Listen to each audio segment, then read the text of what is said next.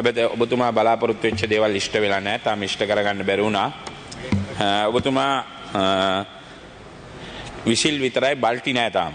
බල්ටි ගහලා පෙන්නන්න විසිල් වගේම බල්ටිත් අවශ්‍යයි. ඕගොල්ලෝගේ ජනාධිපතිතුමා තමයි කිව්වේ ඕගොල්ලෝගේ ආණ්ඩුව විසිල් විතරයි බල්ටි නෑ කියලා ඒ දවස්වල.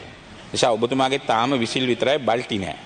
මොකද ඔබතුමා ගත්තම තමයි ඉතිහාසයේ මේ රටේ රුපියල් 100ට තිබ්බ පොල් ගෙඩිය අද රුපියල් 200ට කන්නේ. ඒක ඔබතුමාගේ අවසනාව. ඔබතුමා ගිහිලා පොල් කැඩුවෙත් නෑ, පොල් වික්කෙත් නෑ, පොල් හැදුවෙත් නෑ.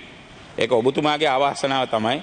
පොල් ගෙඩිය ඉතිහාසයේ පළවෙනි වතාවට ඔබතුමාගේ අමාත්‍යාංශයෙන් ගත්තට පස්සේ ඒක ඔබතුමාගේ වෙලා හොඳ නැද්ද දන්නේ හදාන බලාගන්න පොල් ගෙඩිය 100කින් වැඩි වෙලා තියෙනවා.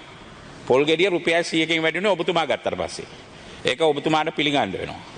ඒ නිසා හෙට දැන් කතානායකතුමා හෙට අපිට නිවාඩු දෙන්න ඕන හරිනම් පාර්ලිමේන්තුව.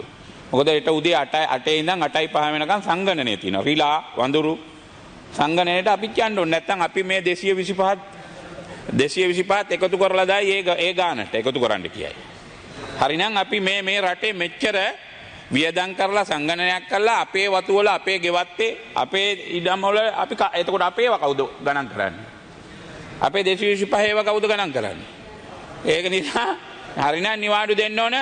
නිවාඩු දෙන්න ඕන හරිනම් අපිටත් හෙට පාර්ලිමේන්තුව නිවාඩු දෙන්න. කමක් නැහැ. ගණන් කරලා හරි. දැන් ඔබතුමා මට මතකයි ඔබතුමා මේ අමාත්‍යාංශේ බාර ගන්නකොට මාධ්‍ය යෝජනාවක් ගෙනාවා. මාධ්‍යයේදී කිව්වා ඔබතුමා ඒ යෝජනාව යට ගියා උඩාවේ නෑ. අපිත් බලාගෙන හිටියා ඔබතුමාගේ යෝජනාව ක්‍රියාත්මක වෙයිද කියලා. ඔබතුමා කිව්වා ලොකු ඉඩමක් අරන් ගෑනු රිලව් වෙනම පිරිමි රිලව් වෙනම දාලා මොකද්ද මගුලක් කරනවා කියලා. හැබැයි ඒක තාම ඔබතුමාට ගෑනු රිලව්යි පිරිමි රිලව්යි ගෑනු වඳුරෝයි පිරිමි වඳුරෝයි දාලා මොකක්වත් තාම පටන් ගත්තේ නැහැ. ඒක ගැන අපි බලාපොරොත්තුෙන් හිටියා ඔබතුමාගේ ගෑනු රිලව් පිරිමි රිලව් නැත්තම් ගෑනු වඳුරෝ රිලව් ගෙනල්ලා මොකක් හරි වැඩපිළිවෙලක් අදයි කියලා. ඒකත් අපි බලාපොරොත්තුෙන් ඉන්නවා. මොකද ඒ වැඩේ කරයි කියලා.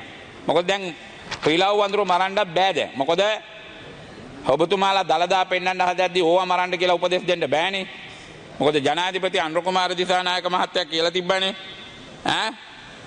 මොකද ඒ කියලා තිබ්බනේ ඒ කාලේ පන්සල තමයි බොරුකාරයාගේ අවසාන තැන පන්සල කියලා. තක්කඩියාගේ අවසාන තැන පන්සල කිව්වා. ඒ කාලේ කියපු වචනයක් තමයි තක්කඩියාගේ අවසාන තැන පන්සල කියලා තමයි ජනාධිපතිතුමා ඒ කාලේ කිව්වේ. ඒ නිසා ඉතින් අපි කියන්නේ නැහැ දැන් දලදා මාංශයේ දලදා මාලිගාව කාගේ තැනද කියන එක අපි කියන්නේ නැහැ. ඒ නිසා මම මේ වෙලාවේදී කියන්න ඕන මේ අමාත්‍යාංශය හොඳයි.